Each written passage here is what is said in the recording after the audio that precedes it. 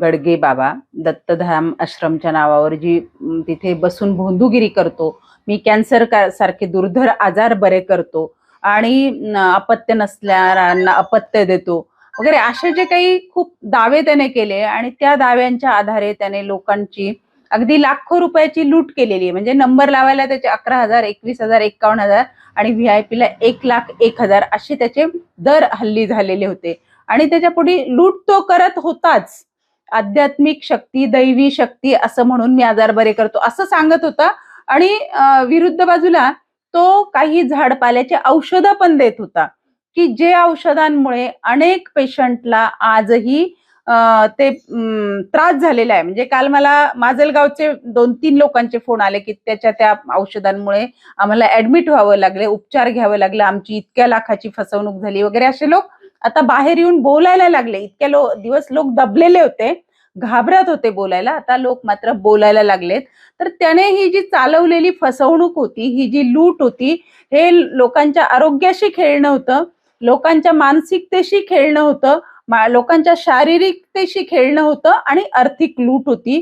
तर ही लूट थांबवण्यासाठी आम्ही हा गुन्हा दाखल व्हावा म्हणून आग्रही होतो आणि त्या दिशेने पहिलं पाऊल म्हणून पहिलं कलेक्टर आणि एसपींना निवेदन दिलं होतं, त्याच्यानंतर डीवायएसपींना निवेदन दिलं, आरोग्य अधिकाऱ्यांना अर्ज दिला, प्रांत अधिकाऱ्यांना अर्ज दिला आणि शेवटी काल ती फिर्याद दाखल झाली, FIR झाली. आणि दरम्यानच्या काळात ह्या भोंदूने खच्चीकरण करण्याचा एक प्रयत्न म्हणून माझ्या नावचा किंवा मी पैसे मागते असं भासवून त्याच्याच लोकांना हाताशी धरून एक बनावट व्हिडिओ तयार केला.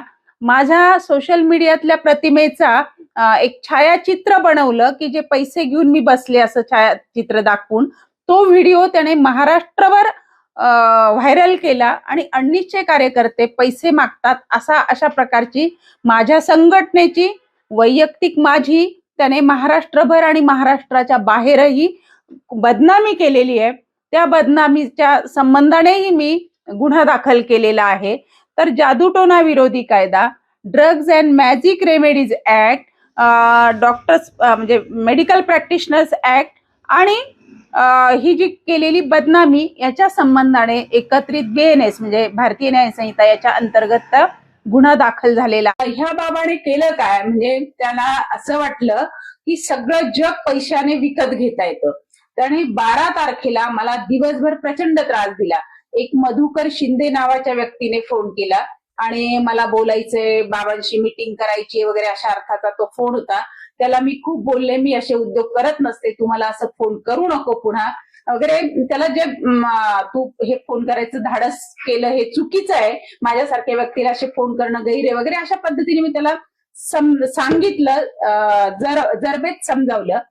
त्याच्यानंतर दुपारी हा डॉक्टर मोहन पुरी नावाच्या व्यक्तीचा मला फोन आला आणि तोही तीच भाषा बोलत होता मॅनेज करण्यासंबंधी. तर त्यालाही मी म्हणजे मला अंदाज आला होता की याची हे अशा पद्धतीने चालू आहे, म्हणून मी त्याला जबर आणि परखड शब्दात समजावलं की पुन्हा असे उद्योग करायचे नाही, तुम्ही चुकीच्या ठिकाणी फोन करतायत, मी एक अनिच्छी कार्यकर्ते वगैरे त्याला समजावलं आणि समज दिली थोडक्यात. म्हणून त्याचा मला तिथे उल्लेख करावा लागलेला आहे. आणि संध्याकाळी पुन्हा ज्ञानेश्वरी उर्फ राधिका गडगे म्हणजे त्या बाबाची मुलगी, हा डॉक्टर आणि आणखी कोणीतरी व्यक्ती इथे घराबाहेर माझ्या आले 7:49ला. त्या मुलीने मला फोन केला, मॅडम आम्ही बाहेर थांबलोय, तुमचं गेट बंद आहे आणि गेट उघडा आणि आम्हाला आत येऊन तुमच्याशी बोलायचंय. तर मी त्यांना म्हंटल तू गडगे आडनाव सांगते, त्या गडगेशी रिलेटेड दिसते, मी दरवाजा उघडणार नाही, मला तुझ्याशी बोलायचं नाही. नाही म्हणजे आम्हाला काही सांगायचंय. म्हटलं जे सांगायचं ते तुम्ही पोलीस स्टेशनला सांगा, कोर्टात सांगा, इथे मला काहीही सांगायचं नाही, माझ्याशी बोलायचं नाही.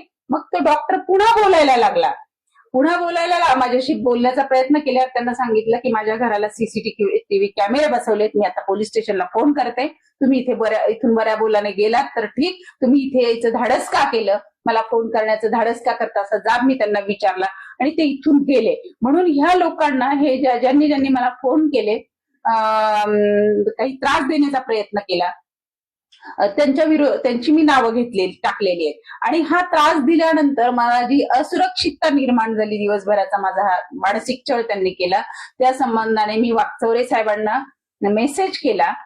मला अशा अशा पद्धतीने दिवसभराची हॅरेसमेंट माझी चालू आहे. त्यांनी सांगितलं की तुम्ही फोन नंबर कळवा ताबडतोब, मी त्या लोकांचा बंदोबस्त करतो. हा त्या दिवशीचा दिनक्रम होता.